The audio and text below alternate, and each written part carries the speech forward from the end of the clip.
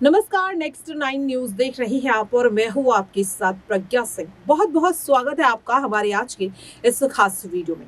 Video की शुरुआत करेंगे और बात करेंगे दिल्ली की सियासत की। जी हां, आपको बता दें कि देश की राजधानी दिल्ली में इस वक्त आम आदमी पार्टी पूरी तरह से टूटती हुई दिखाई दे रही है, क्योंकि मुख्यमंत्री अरविंद केजरीवाल के दो सबसे दिग्गज नेता इस वक्त ईडी सीबीआई के शिकंजे में फंस चुके हैं। जी हां, शराब घोटाले मामले में मनीष सिसोदिया को अभी भी राहत मिलती हुई नहीं दिखाई दे रही है और इन तमाम उठापटक के बीच अब डिप्टी सीएम मनीष सिसोदिया का बड़ा बयान सामने आया है। क्या कुछ है वो भी आपको बताएंगे, लेकिन आपको बता दें कि आज जिस तरह से कर्नाटक विधानसभा चुनाव को लेकर के फैसला आया, जिस तरह से कांग्रेस ने प्रचंड जीत हासिल की और कहीं ना कहीं बीजेपी को एक तगड़ा झटका लगा। ऐसे में अब आम आदमी पार्टी की उम्मीद बढ़ती दिखाई दे रही है, क्योंकि जिस तरीके से कर्नाटक में कांग्रेस तो वहीं उत्तर प्रदेश के नगर निकाय चुनाव में समाजवादी पार्टी ने बीजेपी को करारी हार यूं कह सकते हैं कि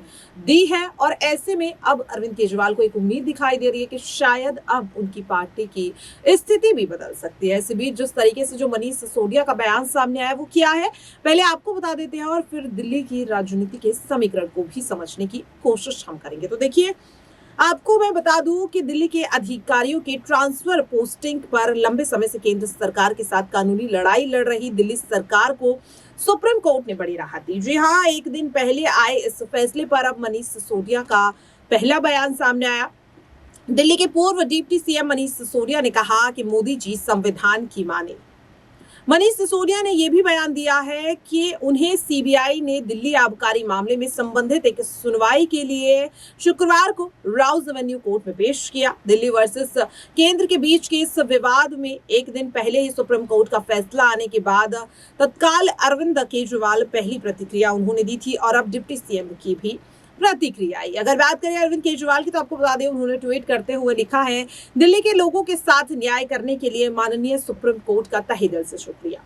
इस निर्णय से दिल्ली के विकास की गति कई गुना बढ़ेगी। जनतंत्र की जीत हुई है। वहीं सुप्रीम कोर्ट का फैसला आने के बाद अब आप राज्यसभा सांसद संजय सिंह ने केंद्र सरकार को निशाने पे लेते हुए कहा है, मोदी सरकार ने उपराज्यपाल के जरिए इसमें रोड़ा अटकाने का काम किया। उन्होंने ये भी कहा कि सत्य परेशान हो सकता है लेकिन हार नहीं सकता। दरअसल 11 मई को सुप्रीम कोर्ट ने दिल्ली के अधिकारियों पर किसका अधिकार मामले में अपना फैसला सुनाया और फैसला सुनाते हुए कहा कि आम आदमी पार्टी को सरकार को स्थानांतरण और पद स्थापना करने का पूरा अधिकार है। इस मामले में एलजी की एक चुनी हुई सरकार के कामकाज में दखल नहीं दे सकते। दिल्ली में जनता द्वारा चुनी हुई सरकार ही है, इसलिए विधायी और कार्यकारी फैसलों का जो फैसला लेने का अधिकार वो अरविंद केजरीवाल की सरकार को ही होगा। जिसके बाद अब आम आदमी पार्टी इसे एक बड़ी जीत मानते हुए दिखाई दे रही है और कहीं ना कहीं साफ तौर पर अब अरविंद केजरीवाल खुद को पूरी तरह से तैयार मान रहे हैं।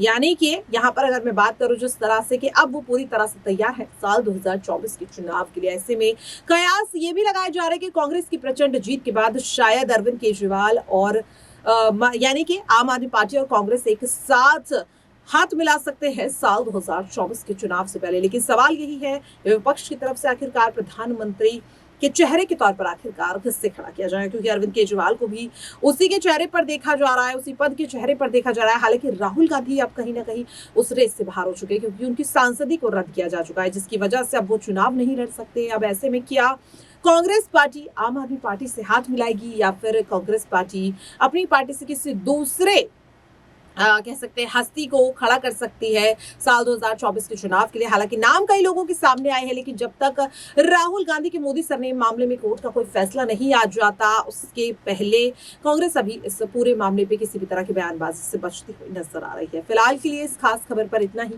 बाकी ऐसी ही तमाम अपडेट से जुड़े रहने के लिए देखते रहिए नेक्स्ट 9 न्यूज।